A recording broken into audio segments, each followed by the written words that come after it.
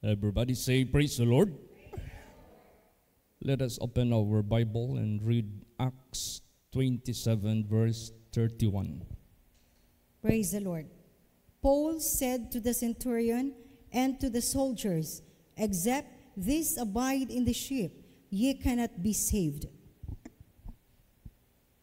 Yes. Ito yung sinabi ni Paul sa pangyayari na sila po ay bumabiyahe papuntang Italy o Rome para iharap siya kay Caesar. Sapagkat nagkaroon po ng tinatawag na shipwreck, no? Yung kanilang sinakyan na barko ay dumanas ng malakas na hangin, malakas na yung alon, at hindi niya talaga kayang yung pag-sail nila, hindi na talaga kayang ipagpatuloy. At yun ay yung advice ni Paul na maliban manatili ang mga ito sa ship, walang maliligtas sa kanila. Bakit nasabi yun ni Paul? Yung bang ship na yan ay talagang matatag at matibay? Hindi po. When in fact, itong ship na ito, pinasadsad nila sa isang isla at nabasag at nasira yung hinder part sa lakas ng alon. Bakit nasabi ni Pablo na maliban kayo manatili sa barko na ito or ship na ito, walang maliligtas? Anong ibig sabihin ni Paul? Sapagkat merong pahayag ang Diyos sa kanya that very night, yung gabi na yan. Siguro nag-iisip na rin si Paul na baka mamatay na kami nito sa dagat. Baka hindi na kami makarating kay Caesar. Baka hindi na kami makarating doon sa Italy. Kasi grabe talaga ang shipwreck. Grabe talaga. Sobra. Hindi talaga kaya. Alam mo kung basahin mo yung whole kasaysayan nito. Tinapon na nila ang mga karga ng barko. Pati yung mga tinatawag na wheat na siguro yung barko na yon, shipment, merong mga karga na mga cargos. Isa doon yung wheat. Hindi naman kailangan itapon yan, pagkain yan eh. Para lang talaga maligtas yung kanilang buhay, tinapon na rin nila. Yung mga bagay-bagay na mga mabibigat, tinapon na rin nila. Yung mga belongings nila, pinsinalin na lang nila, tinapon. Kulang na lang yung sarili nila, itapon. Dahil sa sobrang grabe talagang bagyo, matatawag po natin. Bakit nasabi ni Paul yun? Na maliban manatili kayo sa daong na ito o barko na ito, walang maliligtas. Kasi sa gabi na yan, merong anghel ng Diyos na ipinadala sa panaginip niya. Basahin natin yan. Acts 27:22 hanggang 24. Praise the Lord. And now I exhort you to be of good cheer, for there shall be no loss of any man's life among you, but of the ship. For there stood by me this night the angel of God, whose I am and whom I served, saying, Fear not, Paul, thou must be brought before Caesar, and lo, God hath given thee all them that sail with thee. May pahayag na ang Diyos sa kanya sa isang anghel sa pamagitan ng panaginip. Kaya sinabi dito, now I exhort you to be a good cheer, for there shall be no loss of any man's life among you. Magpakatapang kayo, huwag kayong matakot, walang mawawala sa atin dito kahit isa, maliban lang ang barko. Maliban lang ang barko masisira, maliban lang ang barko hindi na magamit, talagang iniwanan na talaga nila doon. So, napaka-importante na may isang tao na nasa isang lugar na yan, yung pagsama ng Diyos sa kanya, napakalaking faktor na maligtas yung kasamahan niya. Kung paano iniligtas yung kasamahan ni Pablo dahil si Pablo naglilingkod sa Diyos. Dahil si Pablo ay alagad ng Diyos. Kaya sa buhay natin, kahit saan man tayo pupunta, saan man tayo mapapadpad, pag sino man ang sasamahan natin, saan man tayo pupunta, regardless what nationalities, regardless what state ang mga tao na kasama natin, maging blessing talaga tayo sa kanila. Praise the Lord. Naalala ko yung naimbita ako sa, kasama ko si Brother Ching at that time, kaming dalawa. Pumunta kami sa Brunei. Tapos kumain kami sa isang kainan doon na yung marami diyan dito. Hindi naman McDo. Ano yung Ching? Anong, KFC. Doon kami kumain. Tapos yung dala kong kamera, yung karaan na kamera. So, meron mang ano yun, timer. Pinatong ko sa mesa, kami ni Brad Ching doon sa kabilang mesa. Merong babae doon na parang siya ang nahirapan sa pag-mount ko sa camera. Sabi niya, can I do it for you? Sabi ko, wow, thanks so much. Thank you very much. So siya na ang gumawa. Siya na nagpicture. Ngayon, kahit simple lang yung ginawa niya sa amin na tulong, pero malaking bagay na yun. Sabi ko, ano kayang maiganti ko sa babaeng ito? Ano kayang ma-share ko sa kanya na I could also, out of my gratitude, meron din akong ma-impart sa kanya na favor. So kinausap namin, nag-testimony kami. Yung pala yung mama niya, masakitin. Ang pangalan ay Liao Lili. Alam mo, Chinese una yung apelyido binabanggit. So, Lili yung pangalan niya, Liao yung apelyido niya. So, hindi namin inaakala, right that very moment after we had eaten our meal, naniwala siya sa testimony namin. Dinala niya kami doon sa mother niya. Tingnan mo, kahit nasa public ka, and yet you will be a blessing. Pagdating namin doon, nandoon na sa isang tailoring, kasi yung kanyang mother, ang negosyo yung tailoring. So nag-usap na kami ng mama niya. Anong sabi ng mama niya sa akin? Dahil nag-testimony na kami, if she believed the power of God, papagalingin yung mga sakit niya. Sabi niya, you know, I went to doctors because I have so much sicknesses and pay. No cure. I went to BOMO. BOMO, pag sinabing BOMO, yun yung mga albularyo, mga tambalan dito sa Pilipinas. Mga manggagamot, binisaya. I went to BOMO for my cure and pay. Alam, i-Chinese magsalita, shortcut. No cure. Still the same. If your God can heal me, sabi niya, I will follow your God. Sabi ko, no need to challenge my God. Just listen. The Word of God. So nagbigay ako ng Word of God. Naprayhan siya. Naniwala siya. Gumaling siya. Instantly, miraculously, right away. Praise the Lord. Sa hindi inaakala. Then bumunot siya ng drawer niya. Alam mo naman, pag Brunei, doble ang ano niyan, ang currency niyan sa Malaysia. Bumunot siya, makapal ang nilagay niya sa sobre.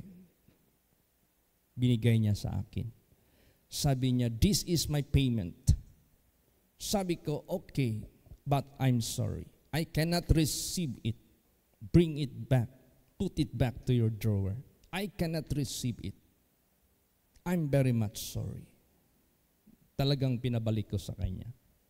Binalik niya. Siya naman, out of her gratitude sa Diyos, doon sa mga servants ng Diyos, inimbita niya kami. Yung mga lalaki kami pareho. Puro babae sila doon sa bahay nila, na-discover ko. Sabi niya, where will you sleep tonight? Kasi overnight kami doon. Well, we have to check in a hotel. Okay, can I invite you into our house? And I let you sleep, both of you. Pagdating namin doon, meron siyang kapatid doon na may sakit din. Kapatid niya na old maid, na sinabi niya sa amin masungit. Pag meron daw bisita, hindi pumapansin, nagdadabog, nagpapakita ng negatibong actuation, parang ano ba, sa puton kung sa Bisaya pa. Nag-service kami doon na naman.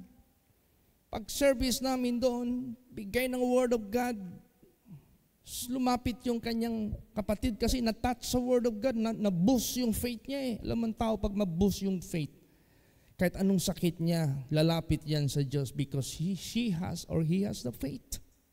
Ang tao, pag walang faith sa Diyos, he will not approach God for miracle.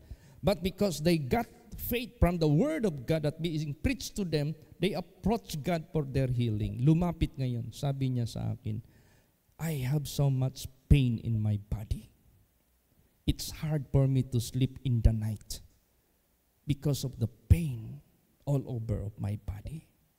Can you pray for me? Yes. Pag-pray ngayon sa kanya. Do you believe that Jesus can heal you? Yes, I believe. Pag-pray sa kanya, instantly, miraculously, naramdaman niya na wala ang lahat ng sakit ng kanyang katawan. Natulog na kami lahat. Kinabukasan, yung old maid niya na masungit, na pinagaling din ni Lord Jesus Christ, siya ang nagluto para sa amin. Siya ang naghain. Siya ang lahat nag-prepare ng aming meal kasama ang kanyang kapatid. Sabi sa akin ni Mrs. Liao Lili, you know my sister, I am wondering, hindi niya ito usual ginagawa sa mga bisita namin. Bakit kayo? Grabe yung asikaso niya. Grabe yung kanyang pag-e-effort para kayo mapakitaan ng hospitality. Yung pala, that very night, ang sarap na ng tulog niya. Doon niya na-realize that God healed her miraculously, instantly. So out of her joy, she served us. Praise the Lord. So dalawa na silang pinagaling. Mrs. Liao Lili, the elder sister na old maid, sabi naman sa akin ni Liao Lili, you know, I have another sister. Another sister na naman. Sa Brunei talaga ito nangyari. Can we pray for her? Because for what? Prayer she need. Well, let us just go there and share the Word of God. Pagbigay namin ng Word of God doon, wala siyang problema. Kasi yung husband niya, tinulungan ni Hassan Bolkiah, yung pinakahari nila doon. Pinakamayaman din yan sa buong mundo. Binigyan siya ng commercial building. Yun. Pina-blessing niya yung yung commercial building niya. Ganun. Kahit saan tayo pupunta, isi-save ng Diyos yung mga tao na makasalamuha natin. Ganun kaimportante yung ating personality sa sanglibutang ito. Kaya importante tayo sa sanglibutang ito. Yan yung sinabi ni Lord Jesus Christ, let your light so shine before men. Ano pa? Nung nandoon naman kami sa labuan ni Brother Ching, gibook kami ng hotel. Pangalan nun. Yung husband ng aming pinuntahan doon. Pinakilala kami sa may-ari ng hotel. Alam mo, nag-request yung may-ari ng hotel for prayer to bless his business. Nagtaka siya. Lumakas yung business niya during that moment or days of our stay. Alam mo ang ginawa ng may-ari mismo? Gilibre kami ng accommodation, nilagay pa kami sa pinakamataas. Marami man yung kategory. May single, may double, may suite room, kung ano-ano pa dyan. Doon kami sa pinaka-the best. Ang may-ari pa mismo ang naghanda sa kwarto. Praise the Lord. Ganun. Bakit? Maging blessing tayo. Kahit saan tayo magpunta sa sanglibutang ito. Kaya si Paul, alam niya, God revealed na walang mamatay sa kanila, walang masayang nabuhay sa kanila, maliban lang yung ship madi-destroy. Kaya yun ang sabi ni Paul na God revealed to me this evening, an angel of God, the God whom I serve, the God who owned my life, He revealed me that no one will be destroyed. Walang mamatay sa inyo. Alam mo, ang mga kasamahan ni Paul, pareho sila lahat prisoners. Kung isipin natin, pag ang mga warden, magdala ka ng mga prisoners, kargo mo yan sila. Pag nakawala yan sila, ikaw ang kasuhan nila. Yan ang batas ng mga magdala ng prisoners. Hindi yan basta-basta na responsibility. After na nagpahayag na ang Diyos na walang mamatay sa kanila, ito namang mga warden na ito, nagplano patayin ang mga prisoners. Kasi sumadsad na sila Meron ng possibility na iwanan na nila yung barko. Ang inisip ngayon ng mga warden na ito or soldiers, baka maka-escape ang mga prisoners. Sila ang managot sa gobyerno. Ang plano nila, patayin na lang sila. Pero para lang ma-establish yung revelation ng Diyos sa buhay ng alagad ng Diyos na si Pablo, hindi yun natuloy. Praise the Lord. Bakit? Basahin natin. Acts 27:42 hanggang 43. Praise the Lord. And the soldiers' counsel was to kill the prisoners, lest any of them should swim out and escape. But the centurion, willing to save Paul, kept them from their purpose, and commanded that they which could swim should cast themselves first into the sea and get to land. Ayan. Gusto ng mga soldiers, nag-usap-usapan na sila. Plano na sila, patayin na lang nila lahat ng mga prisoners, baka sila'y magsilanguyan at magsitakasan. But the centurion, pag sinabing centurion, ito yung higher officer nila, willing to save Paul. Pag hindi nag-approve ang centurion, canceled ang plano nila. Pag hindi nag-signal go ang centurion, walang kwenta yung kanilang plano. So ang hinipo ng Diyos yung centurion. But the centurion, willing to save Paul, kept them from their purpose and commanded that they which could swim should cast themselves first into the sea and get to the land. Praise the Lord. Wala, hindi nangyari yung plot na patayin na lang yung mga prisoners baka mag-escape. And this is the plan of the soldiers or the wardens. Pero yung leader nila na centurion, hindi pumayag. Dahil gusto niyang iligtas si Paul. Dahil sa pagligtas kay Paul, lahat naka-impart sa favor ng Diyos kay Paul at sa favor ng centurion for the sake of Paul. Kaya ang sabi, sino marunong lumangoy, mauna na kayo. Pumunta na kayo doon sa land. Siyempre, kung marunong kang lumangoy, hindi ka naman malunod. Yung hindi lumangoy, huwag kang lumangoy. Malulunod ka talaga. So hinila nila yung barko hanggang sumadsad. Dumating na doon sa land. Safe sila lahat. Walang namatay sa kanila. Wala ding tumakas sa kanila. Basahin natin.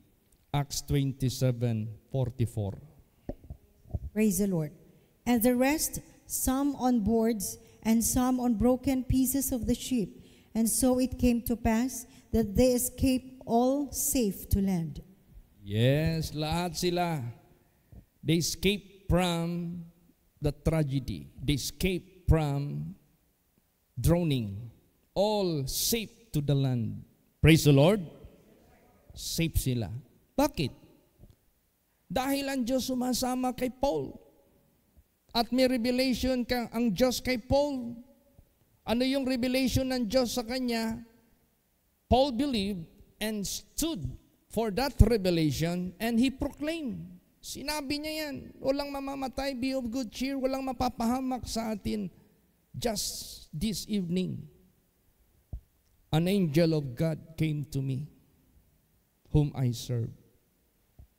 Ito yung sinabi, walang mapahamak dyan sa inyo. Ibibigay ko sila lahat sa iyo, Pablo. So na-save sila by the grace of God. Ganon tayo ka-importante. Saan man tayo nakasalamuha, saan man tayo pupunta, for the sake of us, ililigtas niya ang mga tao. Praise the Lord. Magsakay ka ng eroplano. Imbes na mag-crash dahil nandiyan ka, isi-save niya ang eroplano. Nandiyan ka sa barko, dahil nandiyan ka, isi-save niya yung barko, yung mga tao dyan. Huwag ka lang mag-disobey. Kasi kung mag-disobey din tayo, malaki ring impact yan sa publiko. Tulad ni Job. Because of his disobedience, instead of going to Nineveh, he went to Tarsis. Kaya, si Jonah, di ba? Nadama yung mga tao na hindi dapat madamay. So, if Paul was with them and God was with Paul, lahat sila naligtas. Lalot na si Jesus kung siya ang sasama. Praise the Lord. Alam mo, na-amaze ako dito sa Bible. Kanina ko lang ito napansin.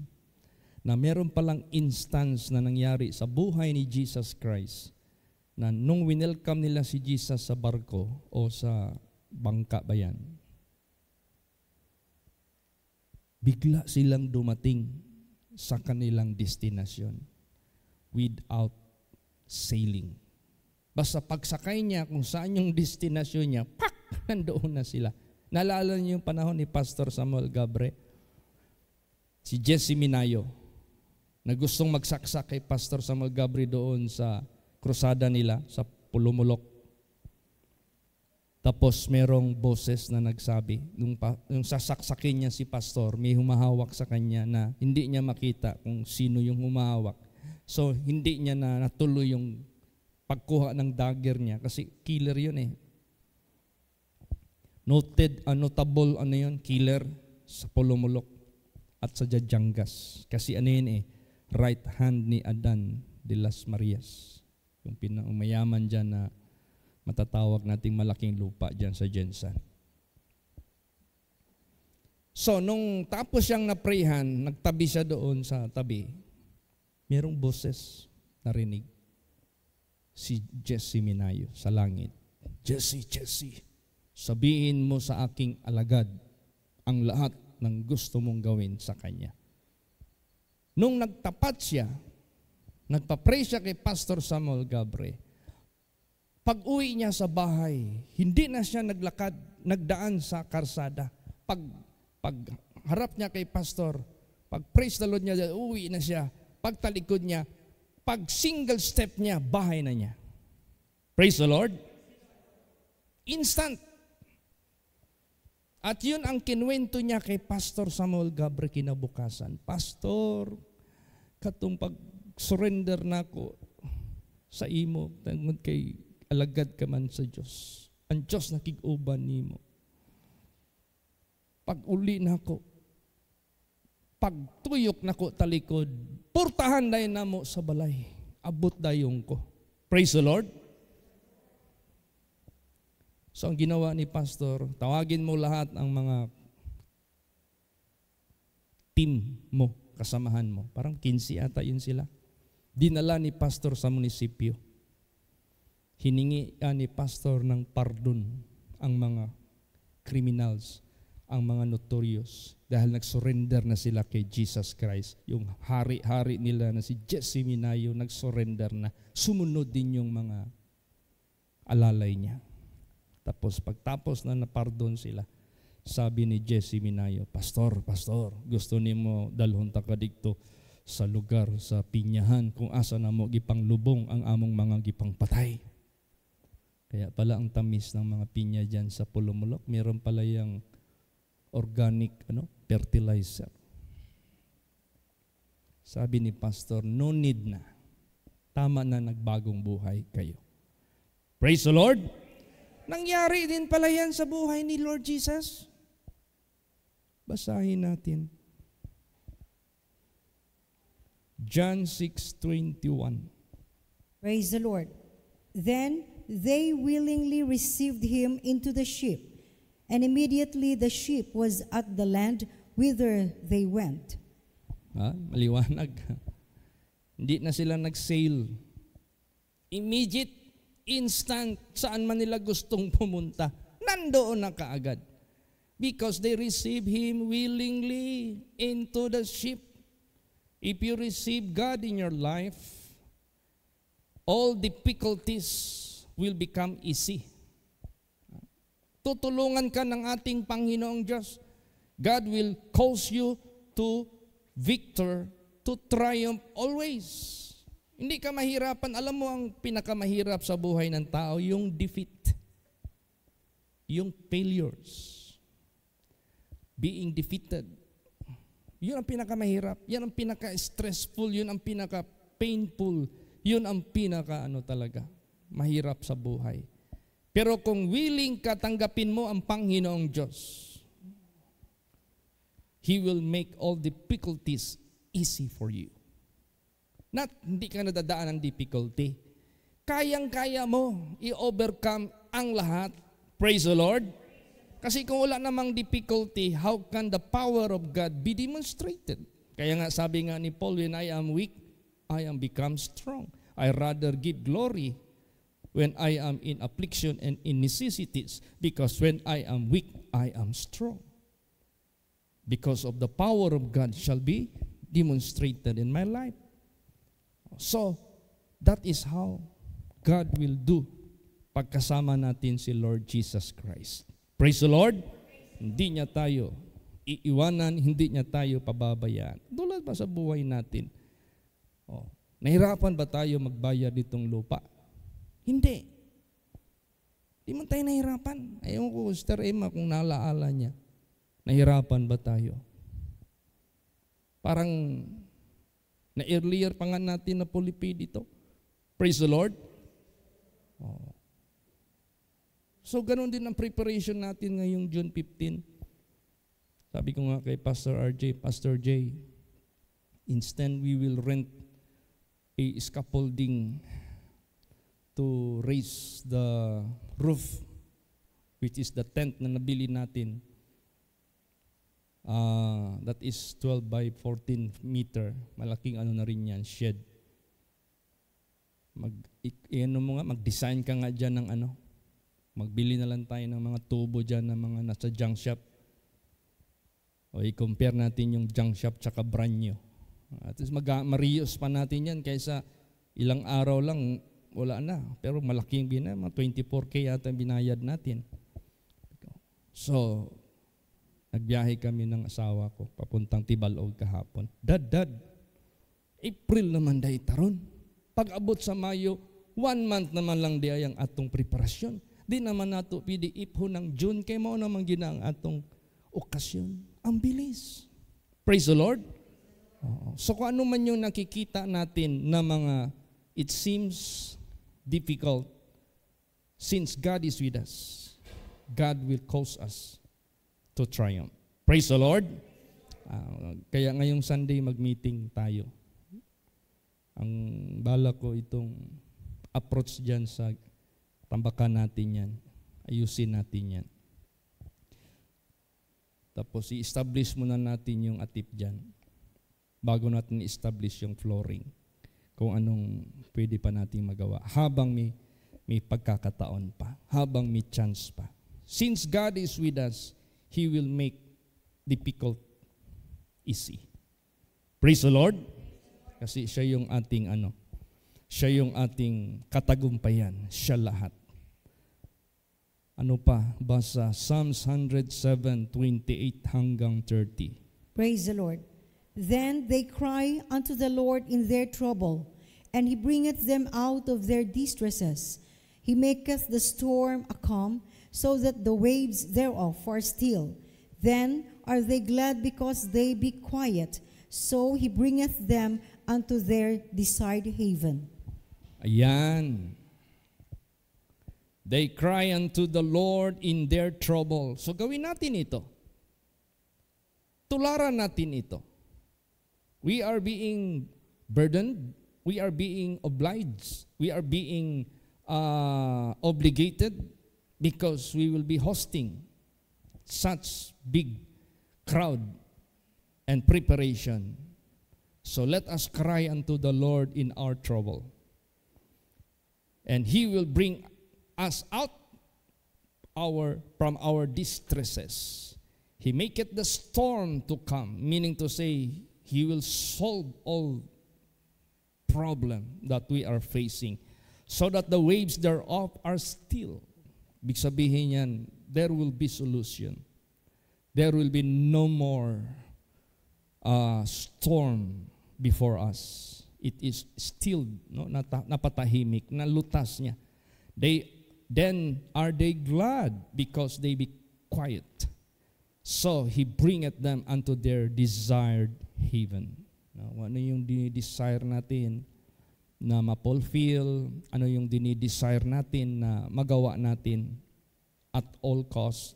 By the help of Jesus Christ, we will be glad dahil makakarating tayo sa ating objective. Praise the Lord. Tutulungan tayo ng ating Panginoong Hesus Kristo. So, i-pray din natin dahil sa Sunday mag-meeting tayo, no? We need to have that meeting and discuss those matters para makilos na natin lahat. At salamat ako dahil yung inopen ko sa inyo na merong isang supplier ng aggregates ba yan? Kasama na yung limestone kasi yun ang maganda itambak natin dyan kasi tumitigas yun eh. One buy one take one yung inoffer niya sa atin. Praise the Lord. Malaking na yan, favor. Kaya i-pray natin itong lahat. Habang mainit pa ang panahon, ito ay maganda na mag-ayos tayo sa ating road, sa ating karsada. Then I will be flying after the meeting, after lunch, to Manila sa wake ni Sister Judith Bongolan. I supposed not to go there and I offered live preaching, but they asked me to proceed to handle the last night vigil and the burial service. Sabi ko, sige, i-move ko na lang muna yung Davao Oriental. Okay lang din, kahit ma-move. Para madagdagan pa natin yung preparasyon. Then in my absence, I ask you favor, lahat kayo dito, mag-repack na kayo ng ating, kasi Friday ako darating dito, pagka Friday, Saturday, na kami. Maaga kaming mag-alis. So dapat during my absence, i-prepare nyo na yung i-repack na ninyo yung mga na-gather natin na mga goods para sa kanila. Praise the Lord! So, sa buhay natin, kahit anong mangyari sa buhay natin, wag hihiwalay ang Diyos sa atin. Habang nandito tayo sa sanglibutang ito and God is with us, we shall be blessings. Katulad ni Paul, katulad ni Pastor Samuel Gabre, katulad sa mga pastors ngayon, katulad sa inyo, mga anak ng Diyos. Tingnan mo si Sister Ganggang. Ilan nang natestimonihan niya na pinagaling ni Jesus Christ. Si Brother Inan, yung kapatid niya na nagkomatos, dinala dyan sa SPMC. Dahil si Brother Inan nanindigan kay Jesus Christ, ginamit ang holy place. Yung kanyang asawa na disabled for 1 year, kinakarga na lang niya papunta doon sa Pangawaan Congregation when she was baptized by Pastora Warren Mandagio during her time. Pag-baptize ni Pastora Warren, automatic, nakalakad until now. Praise the Lord! Kaya nung naatake yung kapatid niya, buo ang loob ni Brother Inan, hindi siya papahiyaan because he saw God is with them. Tapos nagkaanak na sila. Imagine, hindi sila nagkaanak for 4 years. Nalumpo pa yung asawa niya after she was baptized. Nakalakad. Nagkaanak kaagad sila. Yung nagkoma na kapatid niya si Roger, naprehan natin dito sa SPMC. Pagkabukas, gumising. Nung pumunta tayo sa Imamaling, nakakalakad na siya, bahagya. Ang problema, yung utterance niya, hindi talaga lalabas yung syllables, yung words. Nung naprehan siya, nakapagsalita na siya ng praise the Lord, nakapagsalita na siya ng hallelujah, nakapagsalita na siya ng thank you Jesus. At ngayon, balita ngayon, naging better pa yung kanyang utterance. God will use His people as God is with us. Marami pa tayong kagamitan ng Diyos sa sanglibutang ito.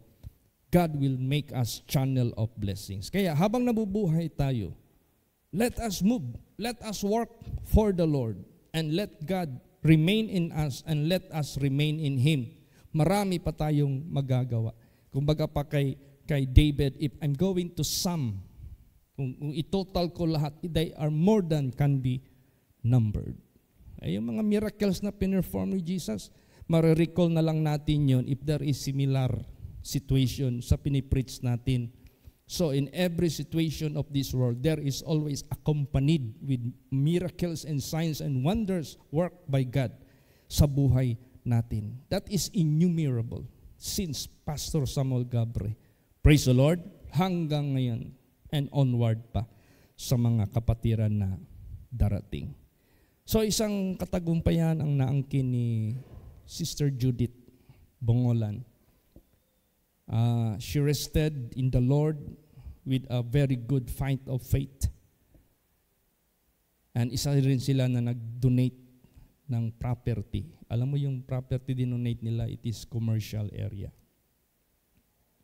It is a second lot from the National Highway. Kung ibebenta nila yun, it will cost millions. But they donated it. Malaki rin yung donation nila kung makasama kayo sa San Jose. Malaki rin. So, she rested in her labor at yung buong clan niya, naligtas talaga sila. Praise the Lord! Buong pamilya niya. Kaya puntahan natin sila para i-comfort at lalo pang encourage kasi alam ko marami silang mga relatives na hindi pa nila kabisado anong meron na discover nila sa dakong banal. Why they stood and why they remain and why they serve God with all grateful heart. Yung buong puso nilang paglilingkod. Basahin natin. 2 Corinthians 1:8 hanggang 10. Praise the Lord. For we would not, brethren, have you ignorant of our trouble which came to us in Asia, that we were pressed out of measure above strength, in so much that we despaired even of life. But we had the sentence of death in ourselves, that we should not trust in ourselves, but in God which raiseth the dead, who delivered us from so great a death, and doth deliver, in whom we trust that He will yet deliver us. Yan, nag-accumulate ang experiences ni Paul na grabe yung karanasan nila, grabe yung karanasan niya. Kamatayan ang nakataya sa kanilang paglilingkod sa Diyos. Pero kung hindi pa napapanahon, mamamatay ka, God will cause you to escape all those possible deaths na pwede mong haharapin sa buhay mo. Kaya tayo dito sa buhay natin, let us serve God fearless in this world. Kaya kung hindi pa panahon natin, hindi tayo mamamatay. Praise the Lord. Pero kung panahon na natin papahingahin tayo ni Lord Jesus Christ, whether we like it or not, then we will be over. Matatapos din tayo. Pero habang may purpose pa ang Diyos sa buhay natin, let us serve God fearless. Kasi God is able. Kaya sabi dito, for we would not, brethren, have you ignorant of our trouble, marami silang trouble, which came to us in Asia, that we were pressed out of measure, above strength. Grabe, hindi na namin kaya yung pag-press sa amin, yung pressure ba? In so much that we despaired even of life. Parang nawalan na kami ng pag-asa na mabuhay. Kasama na yung shipwreck, kasama na yung imprisonment, kasama na yung lahat ng mga punishment na ginawa sa kanila ng mga humahad lang sa kanilang paglilingkod. But we had the sentence of death in ourselves. Pinatawan na kami ng kamatayan sa aming bawat sarili. That we should not trust in ourselves, na hindi tayo manalig sa ating sarili, but in God which raised the dead. Doon tayo manalig sa Diyos na bumabangon sa mga patay, who delivered us from the great death, and that deliver, in whom we trust that He will yet deliver us. First deliverance, there will be a second deliverance. After third deliverance, there will be another fourth deliverance. And yet, He will deliver us. So on and so forth. Habang gagamitin pa tayo ng Diyos, ang deliverance hindi mawala sa atin from our living God. Kaya, Davao Congregation, whatever challenges we are facing in our ministry, let us serve God without fear. Harapin natin lahat ito. Since God is with us, He is able to give us the victory. Praise the Lord. Let us be courageous. Nasanay na tayo ng kahirapan sa mga nakalipas. But all those things, God hath delivered us. Nasanay na tayo ng mga pressure sa ating ministry. But God answered all our prayers. Kahit malaki na yung area natin, mas malaki pa ang responsibilidad natin ngayon dahil rumami na ang mga anak ng Diyos. So, hindi tayo diminishing, hindi tayo decreasing, but we are abounding, we are increasing. Nandiyan naman yan sa Bible eh. God will cause us to abound. God will cause His grace toward us, that we shall have all the blessings, that we may have all sufficiency in all things, that we may abound in every good works. Praise the Lord. So, tayo mga anak ng Diyos, as God is with us, let us remember His power. Let us remember His strength. Let us remember His presence among His people. Lahat sila nagtagumpay. Ganon din po tayo. Let us just acknowledge God. Let us not just trust in ourselves. Praise the Lord. Minsan, alam mo yung buhay ni Pastor Samuel Gabre together with the Crusaders, how they hike, how they travel, how they face many possibility of death. Naalala niyo yung testimony ng mga Crusaders ni Pastor, si Sister Emma, Sister Joy, si Mami, Sister Helen. Yung papunta ba sila ng Lambog, tapos nakamalan sila ng mga NPA. Sana ini-aim na sa kanila yung baril para patayin na sila. Pero nung nagsigaw si Pastor ng Praise the Lord, naglanog-lanog yung Praise the Lord, parang nagkaroon ng doubt yung mga sundalo. NPA ba ito? Bakit sumisigaw? Kung NPA ito, tahimik dapat ito. Di ba? Kasi meron ng tip na karating sa kanila ay may mga unidentified people. Hindi mo sila kilala doon. So, pero God saved them. Yung mga hiking ni Pastor Samuel Gabre na hindi katakot-takot, na nakatakot-takot. Grabe. Alam mo yung mga young people, there was a time they tried to go down to the river, which the river usually na kinocross ni Pastor Samuel Gabre together with the Crusaders, yung between Madsayap and Kangusan. Kisauman ba yan, Sir M? Kisauman. Matras sila, mga young people. Huy, kahirap ba nito? Ang hirap nitong daan na ito, makapunta lang tayo dyan sa river, pero katakot-takot naman.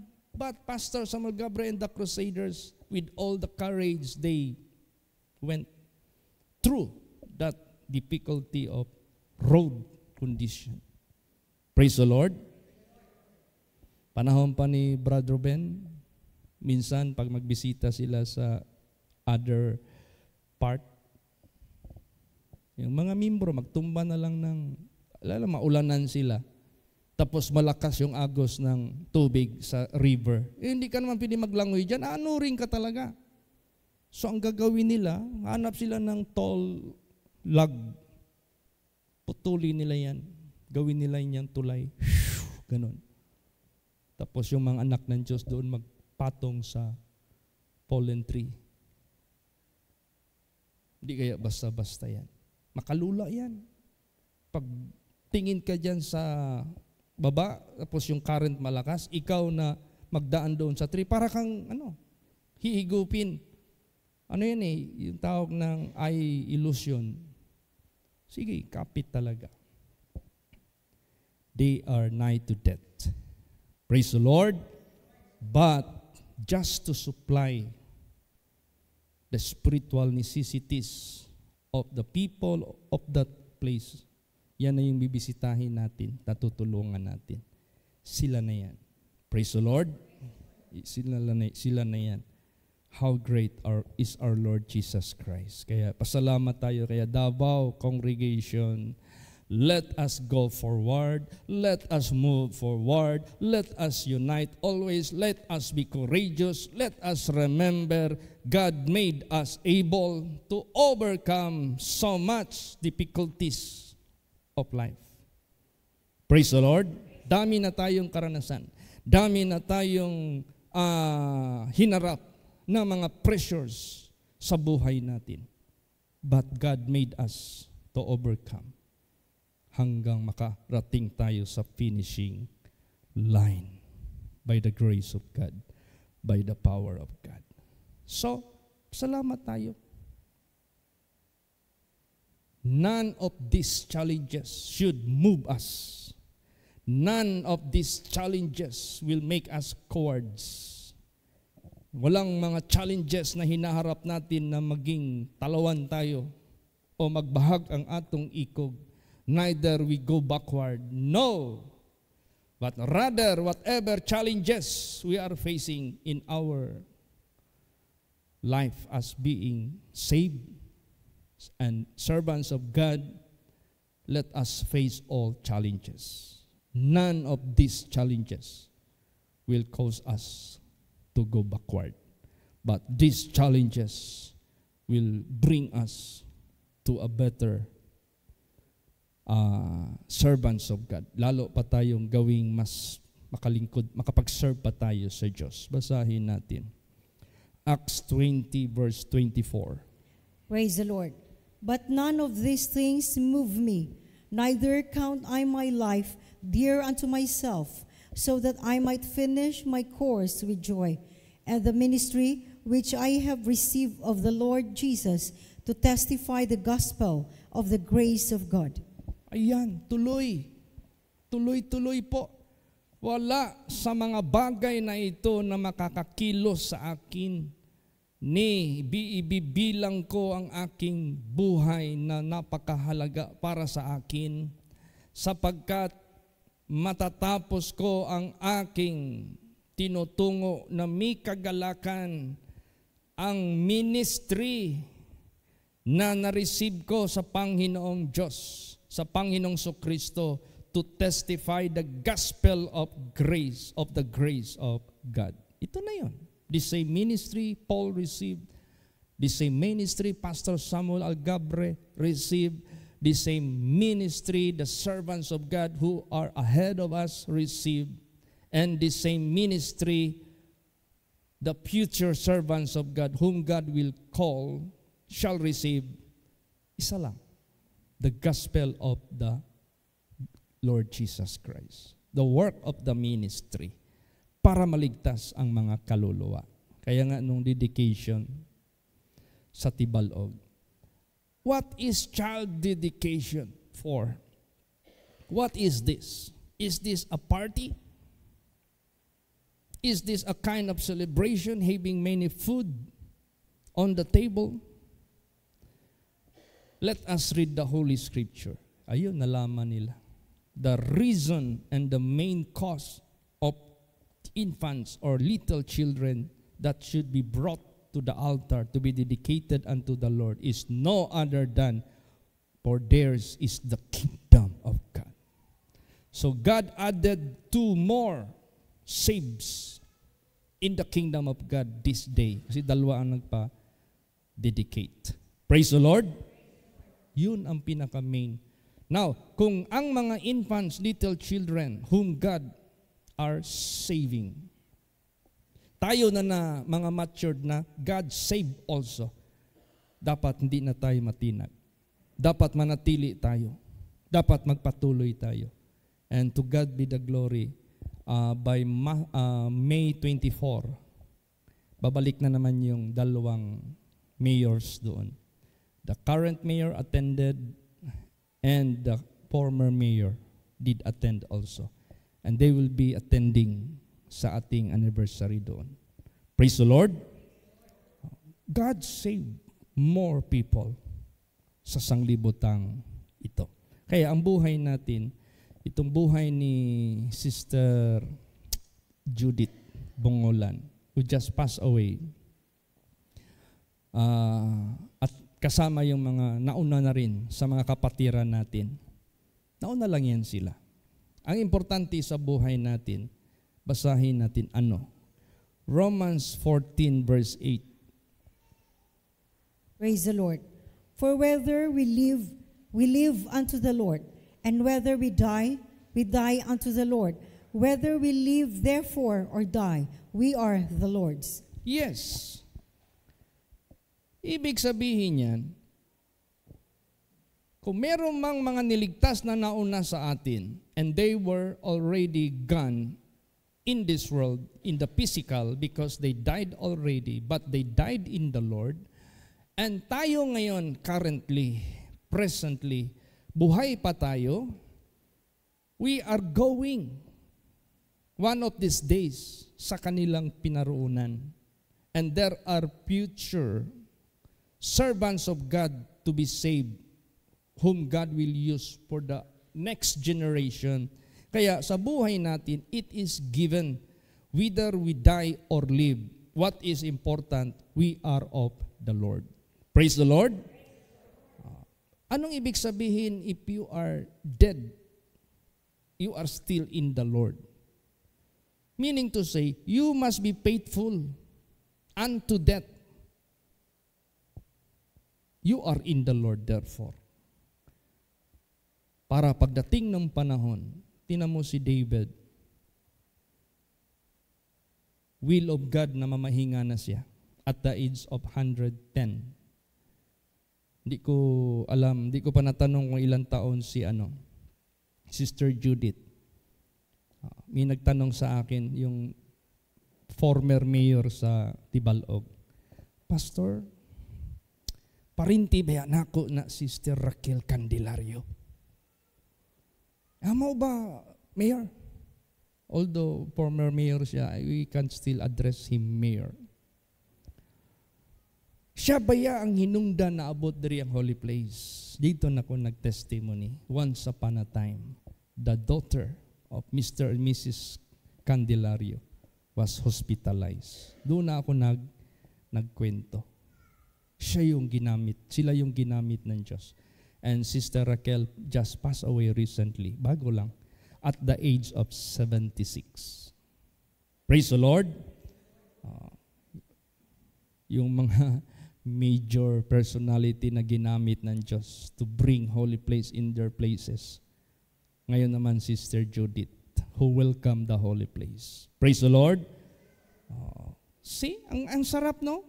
Whether we die or live, important we are in the Lord or of the Lord.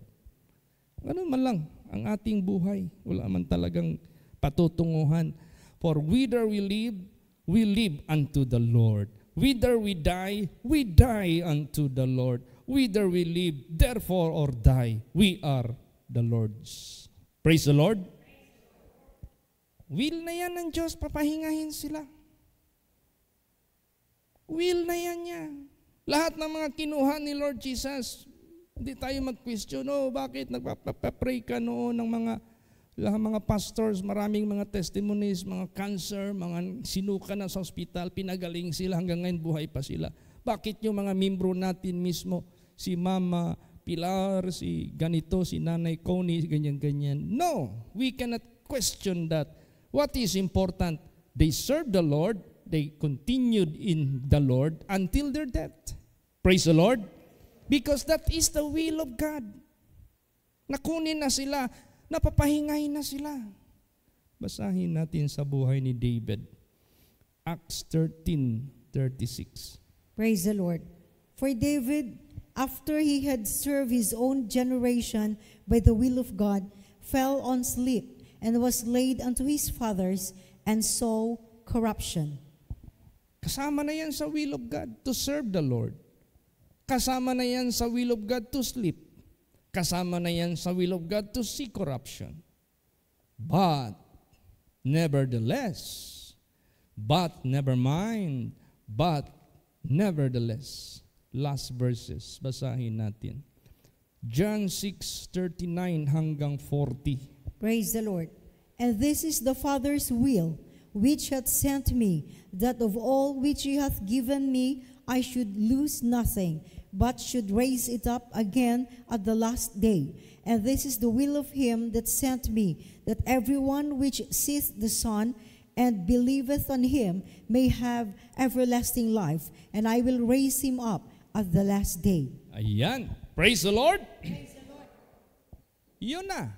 Whether we die or live, we should be in the Lord or of the Lord.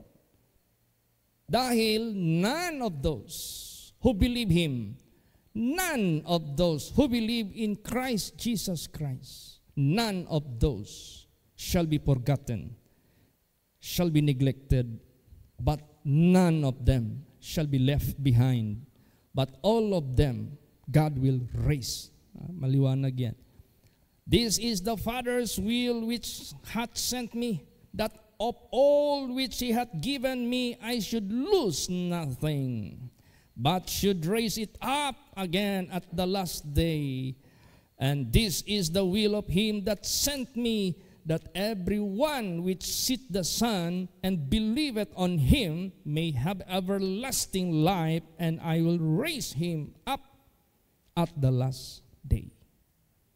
None of them shall lose, whether dead or alive. Kaya yan ang dakilang katagumpayan na habang buhay tayo, sumasama ang Diyos sa atin hanggang sa kamatayan. Habang natutulog tayo, gigisingin tayo ng ating Panginoong Diyos to have everlasting life. Victory here, victory up there. Walang katagumpayan. God will cause us to triumph always in Christ Jesus. Praise the Lord! Magsitayo po ang lahat.